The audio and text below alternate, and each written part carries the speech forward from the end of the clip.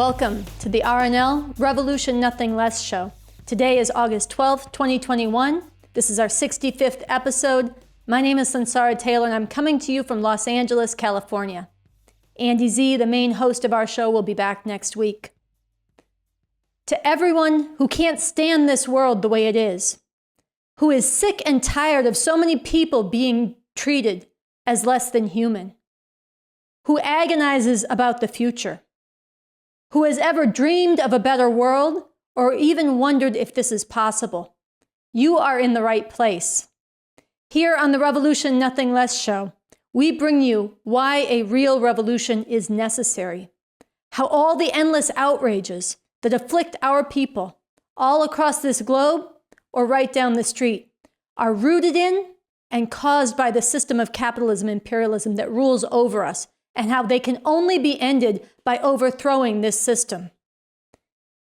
We bring you the vision of a new society, a revolutionary society, lifting our sights and setting our determination to make real a world free of all forms of exploitation and oppression. And we bring you the understanding and the strategy for how you right now can join in working towards this revolution.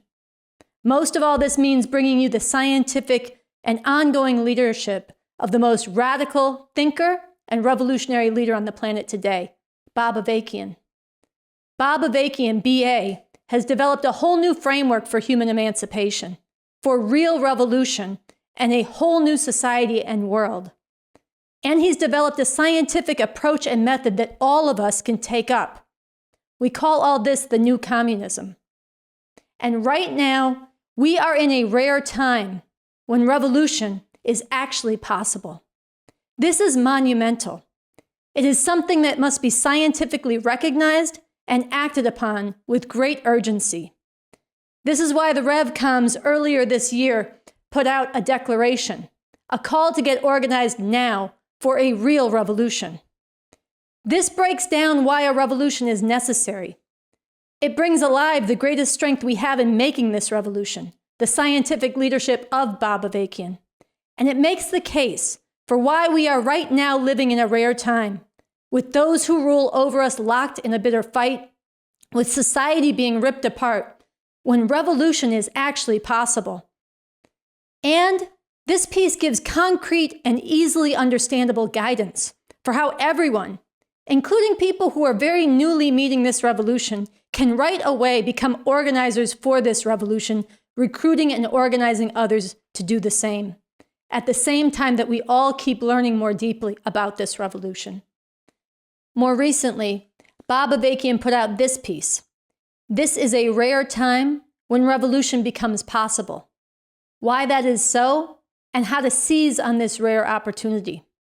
This is a companion piece to the declaration and call, building on it, as well as speaking to questions that have come up in the course of taking this declaration and call out in society, further developing and synthesizing and understanding both of what makes this situation so rare and filled with possibility, as well as how we go to work to seize on this now.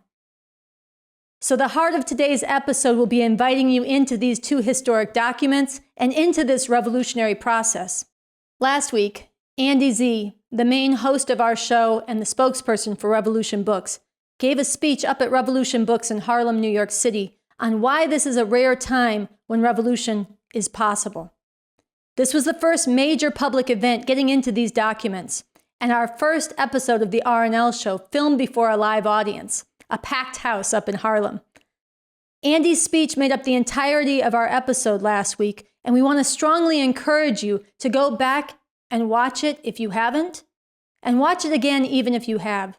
This is a deep speech, and we want to, as part of inviting you into that, rebroadcast a segment of this speech at the heart of our show today. We will couple that with a short film that was part of his presentation. So that's going to be the heart of our show today. In the final segment of our show, we're going to share with you the trailer of a new film out, Summer of Soul, and some discussion that was held after this film was screened up at Revolution Books, as well as an excerpt of the 2014 dialogue between Bob Avakian and Cornel West that I'll tell you more about when we get to that portion. But first, I want to speak to the mounting crisis of the COVID-19 pandemic, which has already claimed at least 4.3 million lives worldwide, though the real number is probably 2 or 3 times higher. I want to start by pointing you to our website, revcom.us, where this week we have extensive coverage of the COVID pandemic and the way it has disproportionately ravaged the oppressed countries in this world and intensified pre-existing inequalities. Our website also features important science about the vaccine and why everyone who can should get it. It also features an important piece from Bob Avakian called The Deadly Illusion of Normalcy and the Revolutionary Way Forward. We urge our viewers to go there and read all of this, knowing the basic science on this, which our website features prominently, is a matter of life and death, not just for you, but for society and the world as a whole. Here, I want to make 3 points. First, this COVID-19 pandemic is a fascist pandemic. From the second this pandemic was known, that bloated bag of fascist feces, Donald Trump, and his whole fanatical fascist movement, inside and outside of government, has attacked and denied basic science. They held armed rallies and threatened state officials for taking measures to mitigate the spread. They pushed lunatic lies that the disease would just disappear on its own, and dangerous drugs and crazy cures like drinking bleach and light beams. Supposing we hit the body with a tremendous, whether it's ultraviolet or just very powerful light. They drown people in disinformation and wild, racist conspiracy theories and unleash their foot soldiers to not only refuse to wear masks, but to violently attack those who ask them to.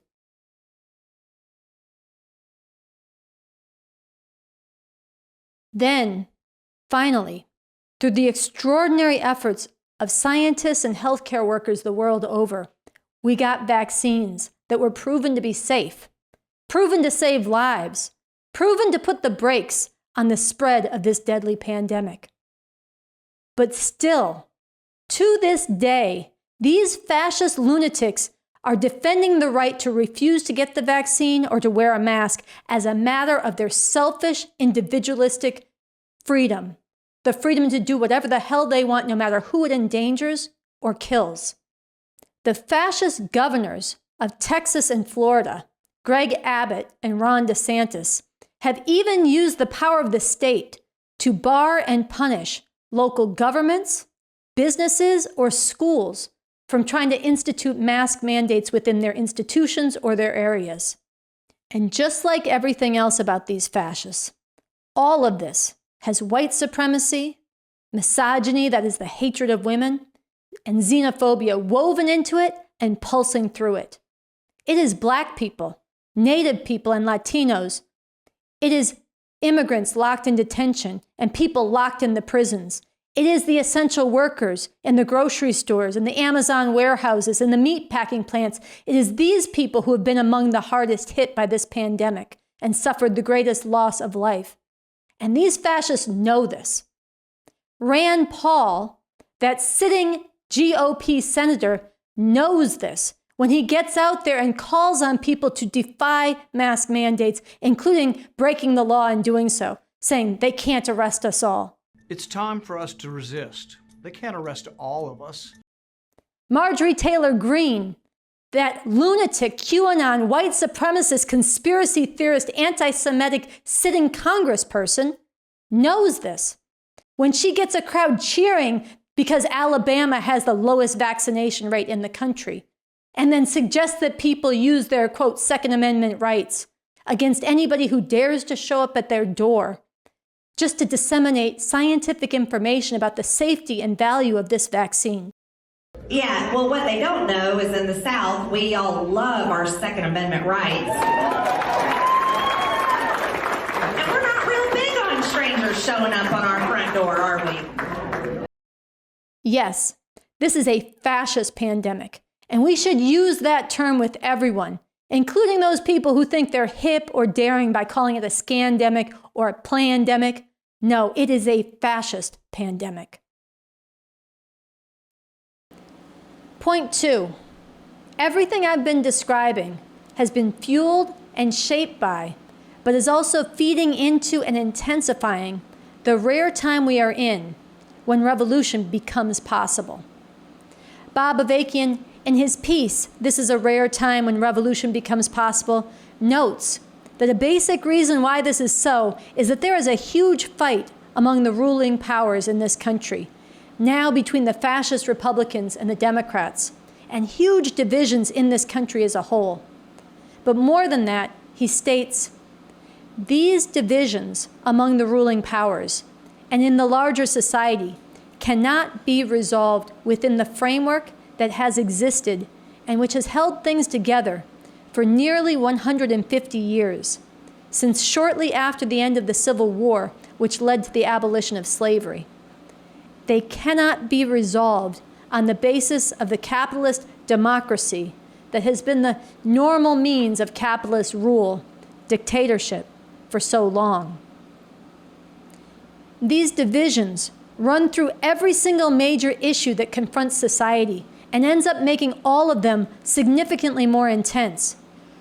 From the pandemic to global warming to the refugee crisis that is made immeasurably worse by the climate crisis, to how to understand and educate the youth about the history of this country.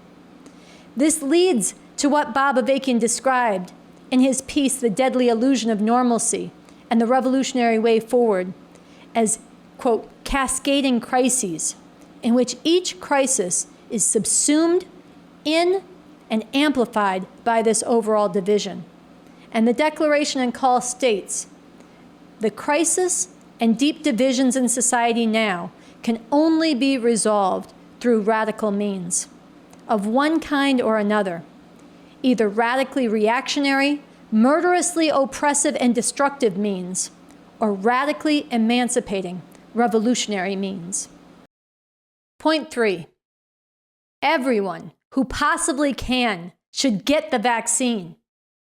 The RNL show has been out in the streets interviewing people about COVID-19 and the vaccine, and we've encountered an incredible amount of ignorance, conspiracy theories, and hesitation about the vaccine, including hesitation among people who have a correct distrust of the system, but a very incorrect distrust of the scientific method. We've also encountered many people who have gotten the vaccine, including many who have a pretty good scientific understanding about why it is safe and why we all have a responsibility to each other to get this vaccine. Have you been vaccinated? Nah. So have you gotten vaccinated? Yeah. No. I've been vaccinated. Why? Because I don't really trust it. Why? I believe that it's the price we pay for living in a civilized society. Why? I believe in science. I believe, there's cures out there. I feel like we're all trying to help each other, but we're actually hurting and hindering ourselves. So I think it's all about being an individual. I feel like American individualism could be a big part in that. You know, it's important to think about the people who would have gotten the vaccine and it was too late for them, and the people who would get the vaccine, but unfortunately they have health conditions that they can't. So as someone who's young and able-bodied, I'm just doing my part. It's up to you to follow your truth and stand in your truth. So how do you know what's true? You know in your heart. You already know. You have intuition, right? How do you know what's true? Well, because you see people getting sick, of course, so you know that there's a disease going around.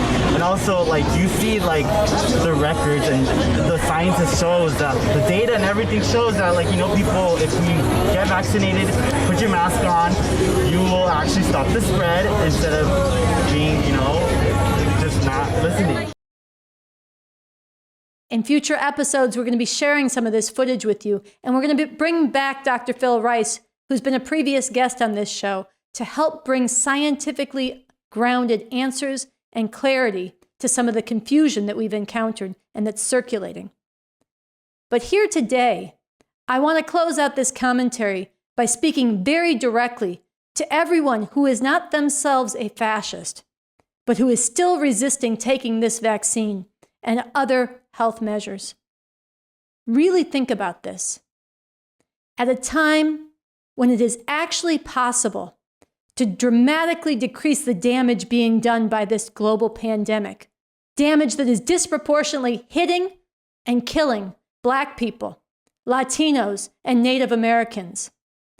Do you really want to be finding yourself in the same camp as these lunatic anti-scientific fascists?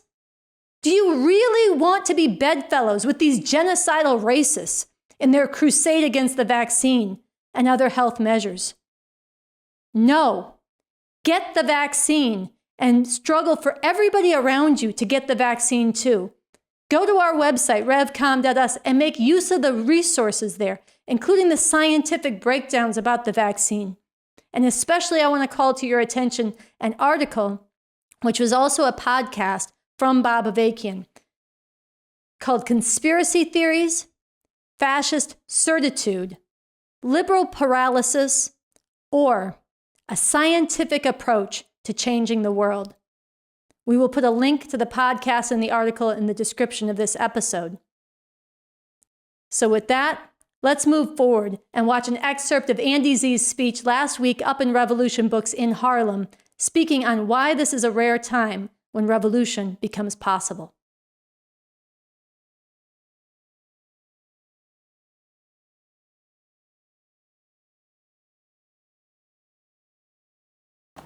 All right, welcome to Revolution Books, New York City. Yeah. And welcome to all the viewers of the RNL Revolution Nothing Less show on August 5th, 2021. This is the RNL show's 64th episode and the first in front of a live audience anywhere, and what better place to do that than at Revolution Books.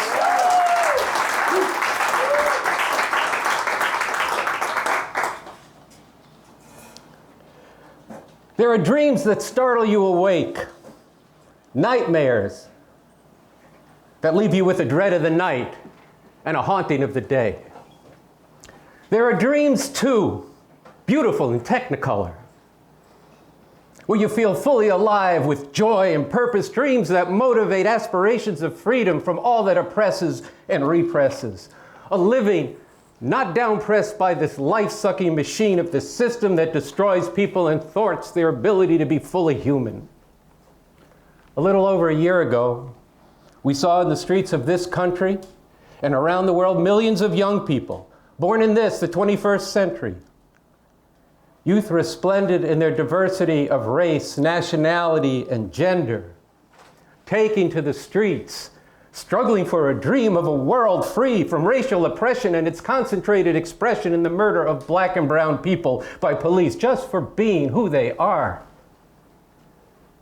And there's dreams from the 1960s that still resonate with the potential to be ignited again.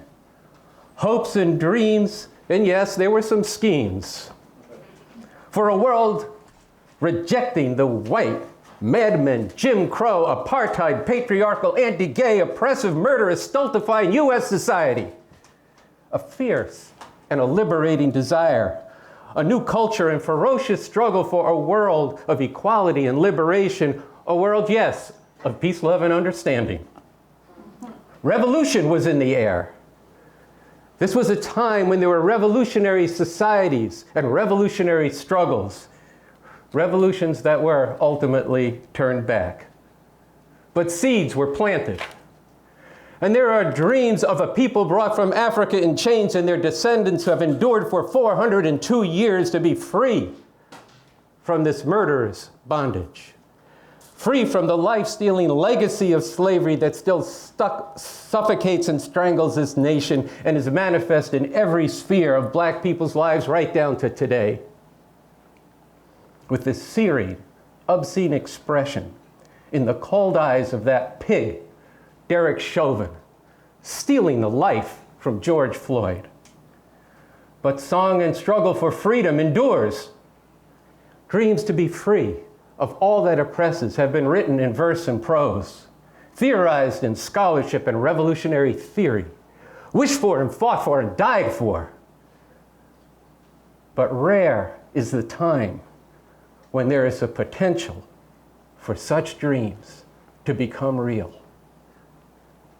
This is such a time. Why? because those who rule this country are locked in bitter struggle with each other over how to hold their country together, over how to keep their whole setup going, a system that we live under, capitalism, imperialism, because they are locked in an irreconcilable struggle over how to cohere and enforce their rule over people here and around the world whom they oppress and repress, because they are divided over how to maintain the U.S. as the top power in the world. The deep divisions at the very top of this society are tearing open the shroud of the myth that America is the land of freedom and opportunity, that the USA is the world's good guys.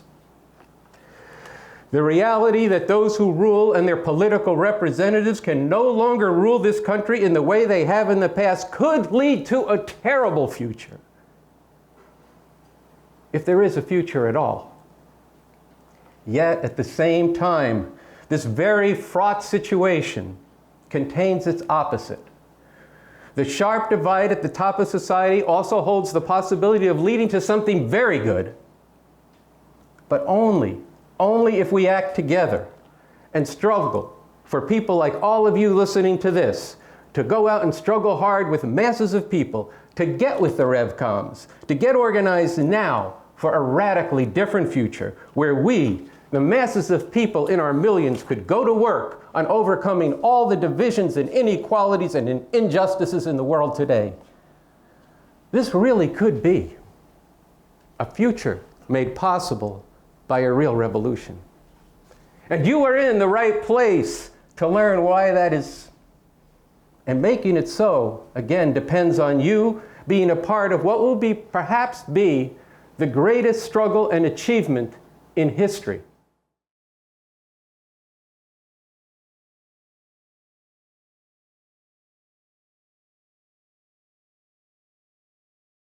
From Bob Avakian, Revolutionary Leader, author of The New Communism. This is a rare time when revolution becomes possible. Why that is so, and how to seize on this rare opportunity. First, some basic truths. Point 1. We live under a system, the system of capitalism, imperialism. Capitalism is an economic and political system of exploitation and oppression, and imperialism refers to the worldwide nature of this system. This system causes tremendous suffering for people all over the world, and it poses a growing threat to the very existence of humanity.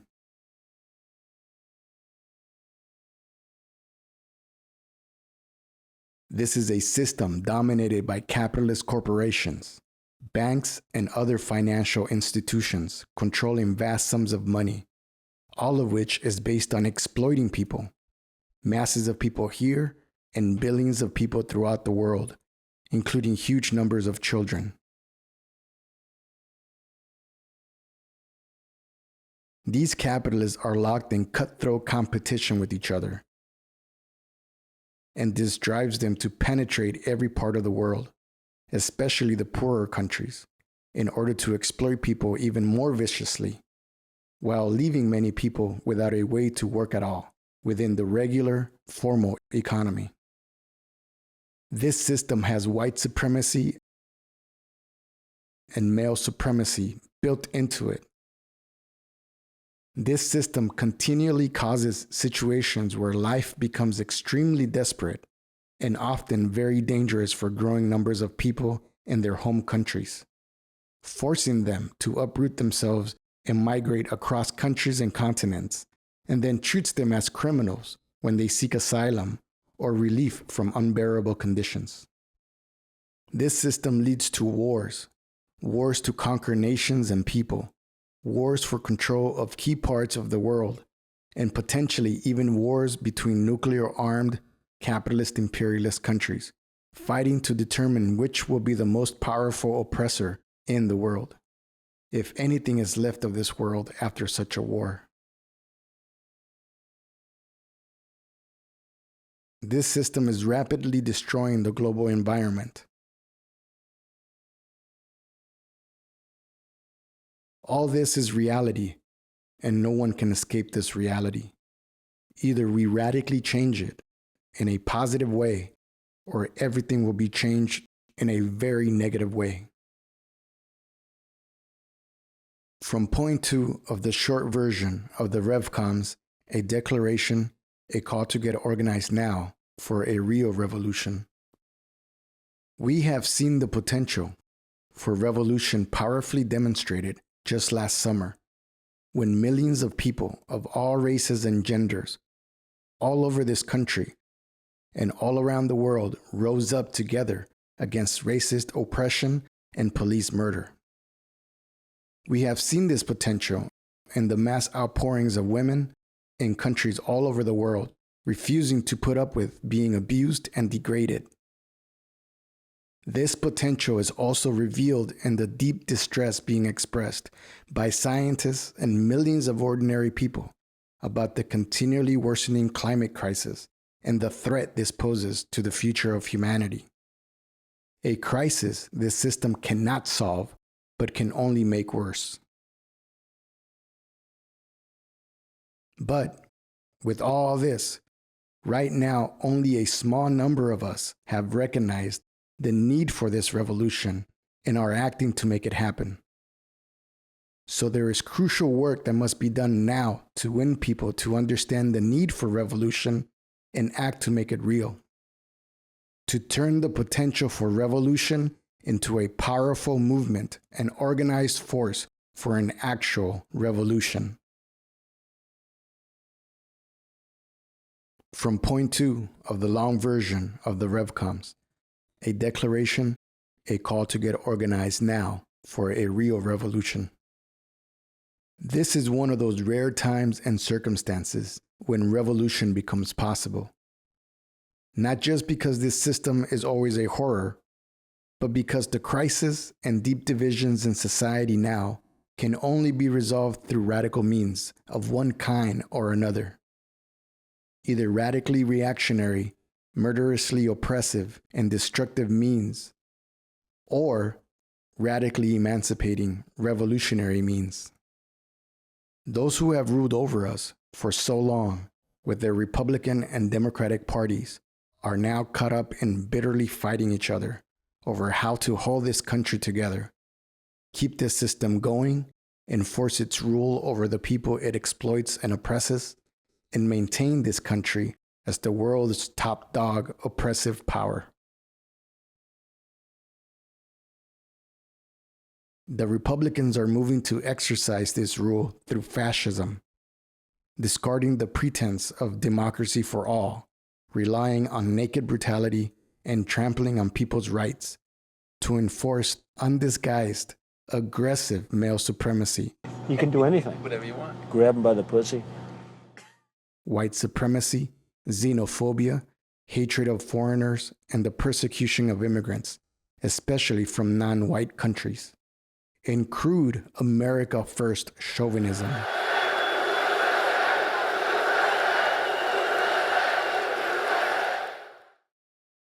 The Democrats are trying to keep things together with more disguise and deception, with the claim that what exists in this country is a great democracy, representing the will of the people. Opening doors of opportunity, guaranteeing some more fairness and justice. That's the essence of America. And for this reason, it deserves to be and needs to be the most powerful force in the world. I will never hesitate to use force to defend the vital interests of America, the American people. But in reality, both of these ruling class parties are working to maintain the violent, oppressive power, the dictatorship of this capitalist imperialist system, with all the horrors for humanity this involves.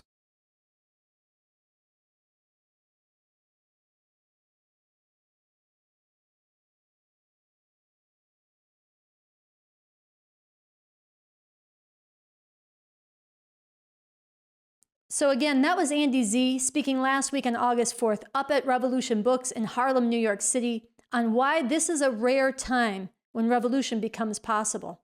That was followed by illustrated excerpts from these two documents: a declaration, a call to get organized now for a real revolution, and Bob Avakian's piece, This is a rare time when revolution becomes possible.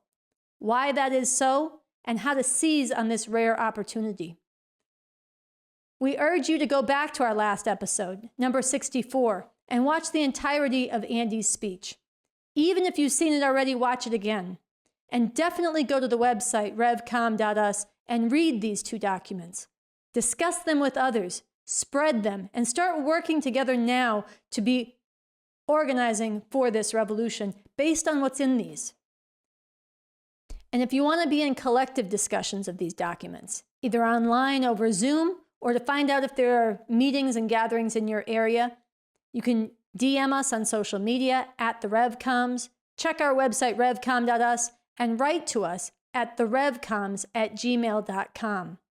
We'll let you know and get you involved in that way. Now, for the final portion of our show, we're going to turn our attention to a new film that's out and to related questions of culture and the revolution. Back in 1969, there was a series of concerts up in Harlem that brought together an incredible lineup of performers, a spirit of defiance, and more than 300,000 mainly Black people. Footage of this 6 weeks of concerts was buried in a basement for 50 years until Ahmir Questlove Thompson of The Roots dug it up and turned it into a film. Summer of Soul, or When the Revolution Could Not Be Televised.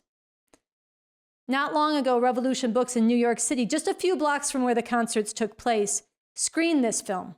And Miles Solay led a discussion together with Greg Tate, who's featured in the film, in front of an audience and with an audience that included many people who had been at those original concerts. Miles Solay is the lead singer of the revolutionary future rock band Outernational. He's also a longtime friend of Revolution Books.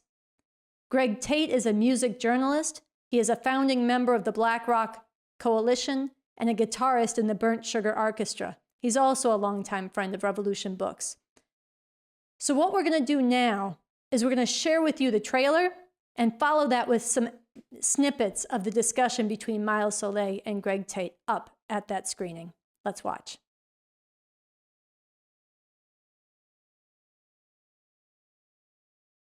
Are you ready, Black people? Are you ready? Are you really ready? Are you ready to listen to all the beautiful Black voices, the beautiful Black feeling, the beautiful Black waves moving in beautiful air? Are you ready, Black people? Are you ready? Nobody ever heard of the Harlem Culture Festival. Nobody would believe it happened.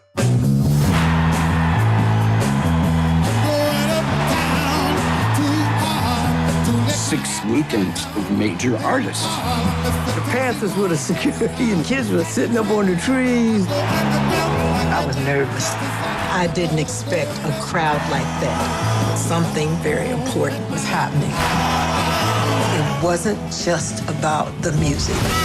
1969 was a change of era in the Black community. The styles were changing. Music was changing. And revolution was coming together. We are a new people. We are a beautiful people. That concert took my life from black and white into color. We wanted progress.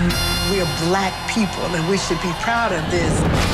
We were coming together to say this was our world and how beautiful it was. We're gonna try to sing a song together. Don't wait for your neighbor, because your neighbor might be waiting for you. Wanna take you higher? Are you ready? Wanna take you higher? We believed in what we felt in here. So when we went up, let's go. Let's go do it.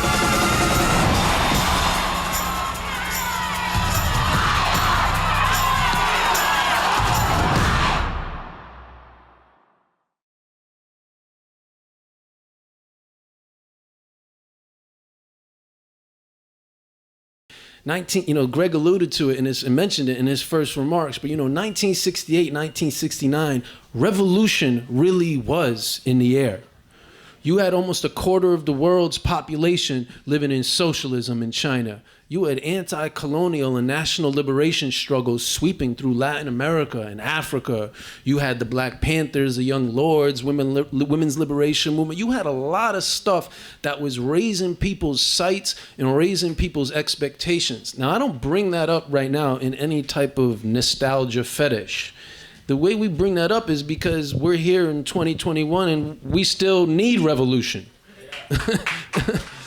You know, some people say the 1960s went too far. You know, around here, we say the 1960s didn't go far enough.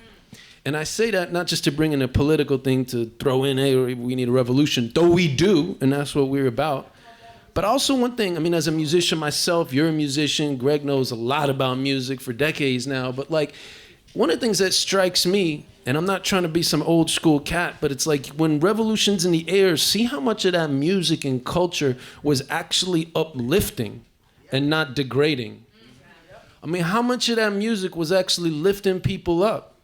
And it wasn't square or corny. I mean, maybe some of it somebody thought was. But as a whole, it was, you know, even said it was Sly and the others as well. You saw it with people talking about with Stevie. So I think that's an important thing. And I don't, you know, I think for me, that was part of what I got from this film, you know, and why I think it should be promoted. Not just because a lot of us enjoy these artists and this music and the fact that you had 50,000 black people in this incredible festival that's been criminally hidden for 5 decades, but that if we need a whole new wave of revolutionary and radical culture and other types of music that can lift people to see that there's a whole other way. You know, I'll get my notebook out later when we finish, but you know, those things that, you know, Ray Barretto said about, you know, goddamn, you know, and a lot of people were expressing that, and I think that that's an important thing to appreciate here. Yeah, well, I mean, the thing is that, like, sometimes music is ahead of where the people are, and sometimes musicians are following, you know. And so if you guys saw the film, it was about, I forgot the name of it, man, Regina King's film, you know, about that meeting between Sam Cooke and Malcolm. Miami. Yeah, right. Well, the thing with Sam Cooke's song, A Change is Gonna Come, is like, he released it and only performed it twice. Oof. You know what I mean? Because of a certain kind of anxiety about the effect it might have on his career. You know what I mean? So then you have somebody like Nina Simone herself said, you know, she had to make a decision about consequences to career to aligning herself with the movement. You know what I mean? So, but as the movement got hot, as people like the Panthers, as the Panthers emerged, Black Arts Movement emerged, like, they're being so articulate, you know, and so forthright about revolution and aggressively pursuing change. Like, it affected the whole black universe. You know what I mean? So people really got aligned in a certain kind of consciousness in that moment. And then especially after, you know, that night King was assassinated, right, it's like 100 American cities went up in flames. You know what I mean? To one extent, that was the first phase of a revolution. You know, because that's what really kind of knocked what we call de facto Jim Crow out. You know what I mean? It was like certain doors that weren't open before. Oh, I mean, they was like, come on in, Negroes. Just don't burn up any more of our brick and glass. You know what I mean? We recommend you see this film, Summer of Soul, both for the beautiful and uplifting culture and history that's been buried for far too long, and to have your sights raised about what's possible and needed today. Later in the discussion, Miles Solay said that watching this film brought to mind for him an important exchange that took place between Bob Avakian and Cornel West at their 2014 dialogue, Revolution and Religion, the fight for emancipation and the role of religion. This exchange keys off a question that was asked by somebody in the audience about why, after all these decades, are we still having to fight for justice, including against the way the police dog and terrorize and brutalize black youth? Both Bob Avakian and Cornel West speak powerfully to answer that question. But in the course of this, they also started contrasting the culture today with the culture and the hope in the culture of the 1960s. And they make important reflections on this. including discussing from there the role of revolutionary culture in the fight to change the world today. So this drove us back to that exchange ourselves, and upon reviewing it, we wanted to share it with you to close out today's episode. Let's watch. I would say the basic answer to the question of why we still have to fight after all this time is because we're still living under the same system. And unless and until we get rid of the system, the same things are going to keep on happening, even if they happen in some different ways. Like I was thinking about Detroit. The most powerful urban rebellion in the 1960s took place in Detroit in 1967. Now, I'm not advocating anything, I'm just telling you the facts. The people rose up in Detroit, and yes, they came in and they killed a lot of them, but they rose up for 5 days. And after they killed them, they said, oh man, we've got a really serious problem here. And they went and started hiring thousands of black people right off the street into the auto plants of Detroit. And those were high-paying jobs. Now, people always, and again, I'm not advocating anything. I'm just telling you the truth when they always say, oh, when people rise up, it doesn't do any good. It never does anything good. All it does is harm, ruin our own communities. They came and they hired thousands of people right off the street. And then they commissioned the Kerner Commission report. You remember saying, oh, we've been mistreating black people. Who knew? And they started talking about how they kind of had to make all these changes. Absolutely. But now here's the thing. Here we are almost 50 years later. All those jobs that they hired those thousands of people into are gone. Most of the auto plants are closed down. Detroit is a basket case. I don't care they talk about how they got some kind of resolution to the bankruptcy. It's a basket case. Many people in Detroit can't even get water. Decent water, think about that. A large number of people. And that's because it's more profitable, like you were just talking about, for them to close down those plants and to open them in some country where they can force the people to work for much lower wages and to replace people by machines. And when they replace people by machines in this system, they don't go to them and say, oh, we're putting you out of a job, but clearly you need to live, so let us train you for another job. They just say, hit the street, you're gone. Because this is the nature of the system. It's a system driven by ruthless competition among capitalists, which drives them to exploit people and to throw them out of work if they can't exploit them enough to make enough profit. Absolutely. So what does that prove? Does it prove that it was wrong for people to rise up in Detroit? No. Does it prove that it's wrong for people to be rising up now? Does it do no good to struggle? You might as well just accept it because they'll just beat you down anyway? No. It's very important that people rise up, that they did so then, and I agree with you. We could be on the start of a whole new wave of struggle. But where's it going to go? Are we going to still be facing the same thing 50 years later down the road? Maybe not us, but other people who come behind us? Or can we actually get rid of the system and put in place an economic system that is geared to the needs of the people, not the profit of a few, and a political system that goes along with that economic system? So that's one question. Now, the other question, and I do think it's very much related, the police went rampaging into these housing projects. This is what they do to our youth all the time.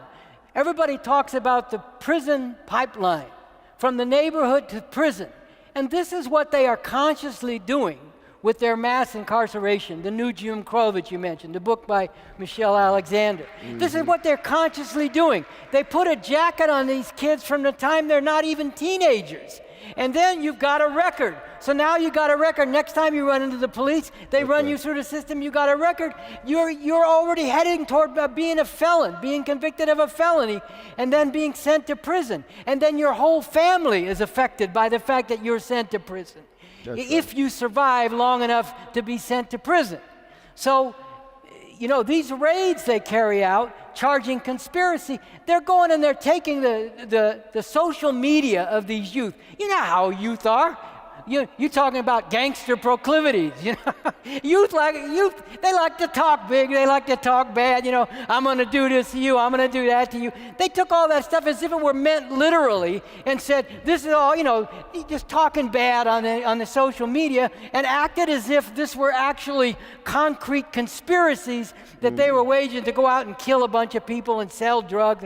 I mean, you could take almost any rap song, and they do that too, and convict a rapper of conspiracy to commit all kinds of crimes, because that's what they often talk about in the rap. So where's your artistic freedom? Where's the freedom for these youth to express? They don't even, look, you know, I've often thought, sometimes walking down the street, and I have something in my pocket, and I've often thought as I pull out of my pocket, if I were black, I might be dead now, because I pulled something out of my pocket that could be construed to look like a gun or some kind of weapon. You don't have, they've got these youth in the inner cities are under a state of siege where all the rights that we're told we have, they don't have. They don't even have the right to express themselves through social media. Yeah, it's important, very important one. Now, this, we cannot accept this. This can't go down. And we've got to go out among not just the people who are directly, to answer the question about what do we do about this, we can't just go out among the people who are directly affected by this. We have to go out broadly into society. We have to go out among all the diverse kind of people who are represented here tonight and say, you have to know about what is going on in this country of yours, in this society, where supposedly we have a democracy and supposedly we have rights for the people. But if you live in a certain part of town and you're a certain color, and you're looked at by the system in a certain way, you don't have any of even those supposed rights. And we cannot allow that to go on. We've got to, it's our responsibility. That's right. It's our party's responsibility. And I'm determined that we live up to our responsibility, but it's also everybody's responsibility to go broadly. We got to go to the students. In the 60s, I was a student in the 60s on the college campus. That's how I got involved in the free speech movement and then working with the Black Panther Party and fighting against the Vietnam War. Why? Because when you get into it, when you're a student, I know a lot of them waste their time on nonsense, but at least when you're a student in college, you have the opportunity to learn about a lot of things if you want to do so and you take some initiative to do so. You have ideas that you can work with. You have the life of the mind that you can pursue if you have a mind to do it. And in the 60s, a lot of students did that. They would look at the world around them. Like I said, they saw people rising up and they said, I want to know what this is about. I want to understand this. But I think in the 60s, we had something else too. And this is a result of the cultural and spiritual war that went hand in hand with the class war.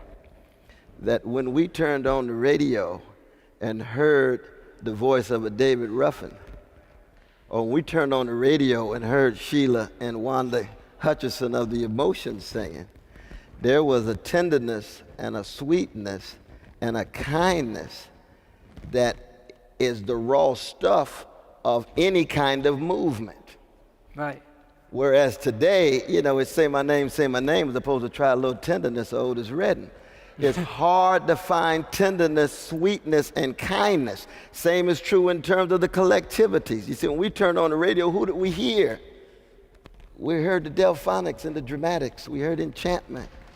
You see, we heard Lakeside. We heard the Ohio Players, Heaven Must Be Like This, and Skin Tight. We heard a tenderness and a sweetness. When they turn on the radio today with the oligarchs and plutocrats, the same ones who control recording and radio and video and live performance. That's exactly right though, brother, I love that.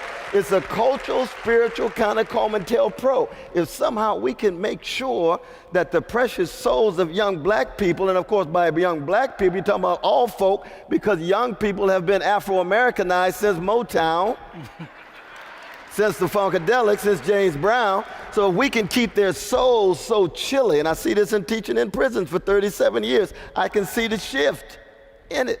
To keep the soul so chilly, the conscience so coarsened, and the heart so hardened that you don't have the raw stuff for a movement. People can't wait just to get over, to manipulate and dominate, or be obsessed with the 11th commandment, thou shalt not get caught. Because everybody's just trying to get over by any means. That's Wall Street. Not one Wall Street executive went to jail given all the crimes that took place in 2008. They didn't get caught yet. But that sends the same kind of sign in the young folk. But see, but again, when talking about black people, you got to talk about our spirits and our souls and bodies, as well as the organizing and mobilizing, or will never be able to pull it off. Yeah, well, I agree. I think that, you say that, man? Yeah, I do. I agree. I think that culture is very important. I mean, if you go back to the beginnings of hip hop and you leave aside sort of silly things like Rapper's Delight or whatever, you know, which had a nice beat. Nice beat. Had a nice beat, but it wasn't about much. And the brother just died too, you know. Yeah. That brother just died. God bless his soul. But then you got, you know, Melly Mel.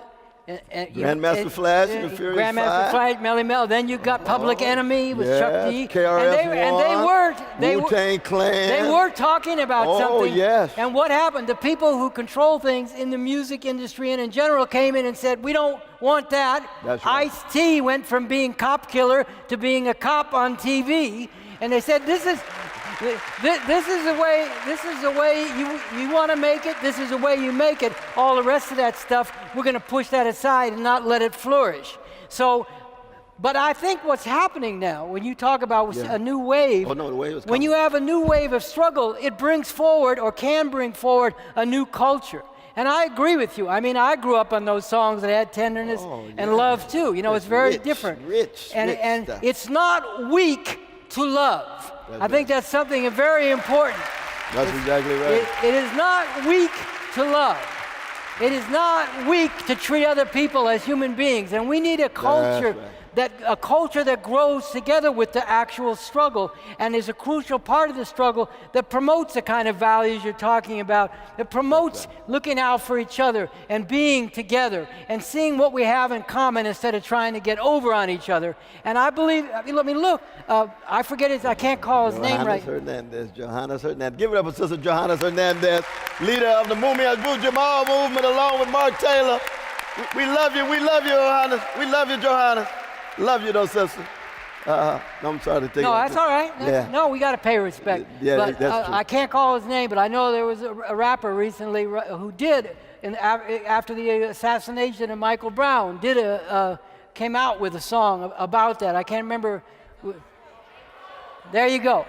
Right? Now, that's just, that's an example of what happens. It wasn't just. That's right. Here's the important thing, I think. It wasn't just because yet another black or brown youth was killed in cold blood. It's because people stood up and said, no, we don't care. Right. We're not taking this anymore. Right. And that's what inspired a little spark of a new culture. And the more that happens, the more that we can bring forward that culture. And I agree, we need that culture. I do agree. I may not agree we need to get it from God, but I agree that we need soul and we need heart. I agree. I mean, the wonderful thing is that God doesn't ask for your permission. I'm just playing with you, brother. I'm just playing with you. Well, if I ever hear God asking for my permission, I might change my view. Oh, Lord. A lot of people see some divine qualities in the love for the masses that you all have in the party. Now you got to watch it.